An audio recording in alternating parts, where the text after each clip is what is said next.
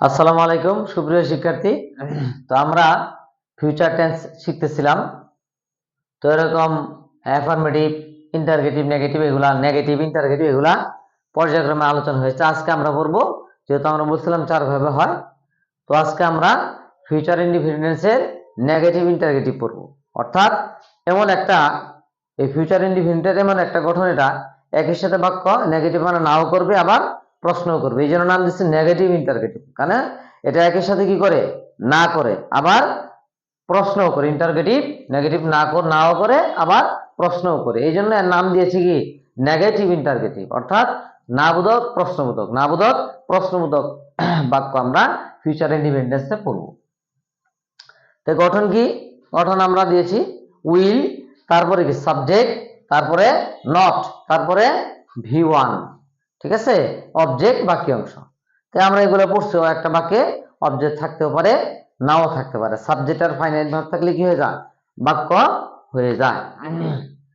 তো এক্ষেত্রে আমরা will plus subject plus not plus V1 plus object plus বাকি অংশ। এখানে নটের ব্যবহার আমরা আলোচনা করব। যেমন আগের উদাহরণটা নিয়েছি, কেন ওই যে বলছিলাম যে কম্পেয়ার করে আমার শিখলে সুবিধা হয়, যেন আমি তুলনা করে করে শিখতে পারি। এরকম অসংখ্য উদাহরণ দেওয়া যেতে পারে। একটা যদি আমরা বুঝি বা দুই একটা বুঝি, তাহলে আমরা সকলেই অসংখ্য, শুধু শব্দ চেঞ্জ হবে, গঠন তো একই, শব্দ চেঞ্জ হবে আর তো কিছু না, গঠন তো চেঞ্জ হবে না।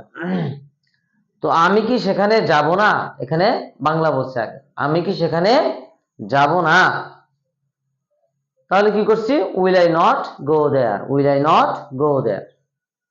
এখানে এই যে নটটা, যে এখানে করছি প্রথম গঠন অনুযায়ী, যেহেতু আমি বলছি কি আমরা নেগেটিভ ইন্টারগেটিভ, নেগেটিভের জন্য নট লাগবেই। আর ইন্টারগেটিভ করতে গেলে আমরা জানি কি, এই যে মডেল ভার্বের বৈশিষ্ট্য, সাবজেক্টের আগে উইল চলে আসে, সাবজেক্টের আগে উইল চলে আসে। আর ফার্স্ট পার্সনে শেল ব্যবহার করা যায়, তো বর্তমানে শেলের ব্যবহার নাই বললেই চলে, মডার্ন ইংলিশে শেলের ব্যবহার নাই বললেই চলে।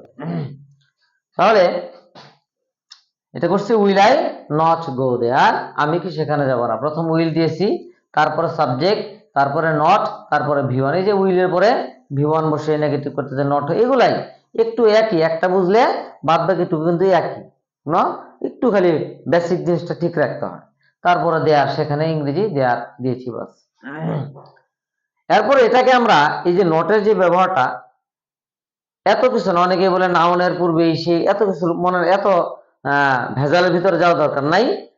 তো এটা শুধু খেয়াল রাখা যে নটটা যদি আমি প্রোনাউনের আগে ব্যবহার করি, নট যদি আমি কি করি প্রোনাউনের পূর্বে ব্যবহার করি, তাহলে নেটটা অবশ্যই সংক্ষেপে হবে।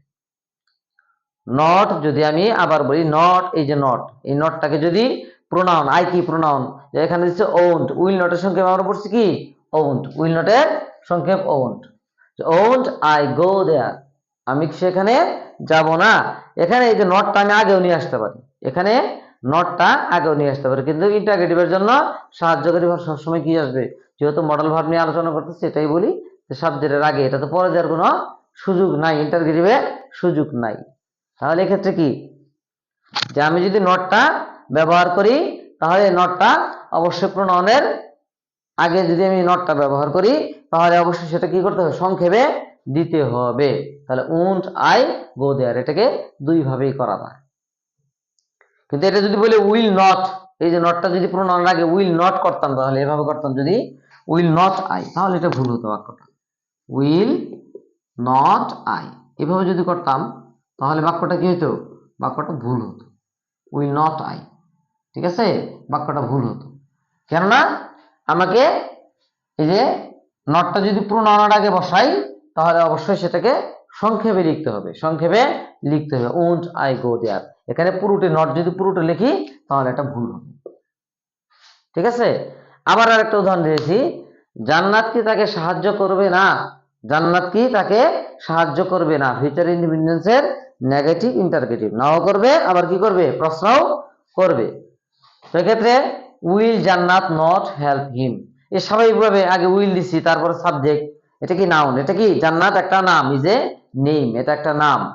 তাহলে তারপর কি দিছি, নট দিয়েছি, তারপরে V1, তারপর অবজেক্ট দিয়েছি, অবজেক্ট থাকতে পারে নাও থাকতে পারে। জান্নাত কি সাহায্য করবে, এভাবে যদি বলি বাক্য হয়ে যাবে, তাকে বা দরকার নেই। সাবজেক্ট এবং ফাইনাইট ভার্ব থাকলে কি হয়ে যায়, বাক্য হয়ে যায়। আর ফাইনাইট ভার্ব চেনার উপায় কি, যেটা হচ্ছে টেন্স চেনা যায়। যেমন এটা দেখে গিয়ে চেনা যায়, টেন্স চেনা যায়। যদি আমরা বলি এরকম, যদি বলি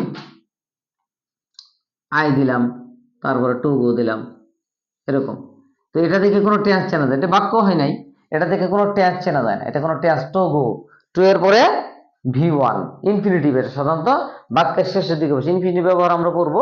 তো এটা কিন্তু কোনো টেন্সের গঠন না, তাহলে এটা কি সমাপিকা ফাইনাইট ভার্ব, সমাপিকা ক্রিয়া না, এটা নন ফাইনাইট ভার্ব। তো এগুলো আমরা পড়বো। যাই হোক, তো এক্ষেত্রে আমরা যে উদাহরণটা দিয়েছিলাম যে উইল জান্নাত নট হেল্প হিম, এটাকে যদি আবার এই নটটাকে যদি আমি কি করি আগে নিয়ে আসি, নাউনের আগে যদি নট ব্যবহার করি, তাহলে আমার ইচ্ছা, খালি খেয়াল রাখতে হবে যে প্রোনাউনের আগে যদি আমি নট নিয়ে আসি, এই নটটাকে অবশ্যই সংক্ষেপে করতে হবে, আর যেভাবে মন চায় আমি লিখবো। এখন নটটাকে যদি আমি নাউনের আগে নিয়ে আসি, আমার মন মতো যে উইল নট জান্নাত হেল্প হিম, নটটাকে যদি নাউনের আগে নিয়ে আসি, তাহলে এটা সংক্ষেপে লিখতে, পুরো পুরো নটের পুরো ফুল ফর্মেও লিখতে পারবো, পুরো গঠনটাও লিখতে পারবো, আবার আমি সংক্ষেপেও লিখতে পারবো, দুভাবেই লেখা যায়। আবার নটটা পরে তো দিতেই পারবো। এটা যদি আমি নটটা আবার খেয়াল রাখি, যদি আমি নটটা প্রোনাউনের আগে নিয়ে আসি, অবশ্যই সংক্ষেপ করতে হবে। কিন্তু নট যদি নাউনের আগে নিয়ে আসি, তাহলে আমি পুরোটাই লিখতে পারি, সংক্ষেপেও লিখতে পারি। উইল নট জান্নাত হেল্প হিম, আবার লিখতে পারি ওন্ট জান্নাত হেল্প হিম। ওই যে উইল নিয়ে আসছি, তারপর নটটা আগে নিয়ে আসছি, ওন্ট করছি, সাবজেক্ট দিয়েছি, পরে ভার্ব V1, ঠিক আছে না, ভার্বের প্রেজেন্ট ফর্ম অবজেক্ট দিয়েছি।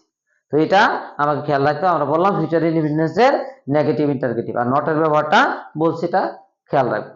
সবাইকে ধন্যবাদ। আসসালামু আলাইকুম।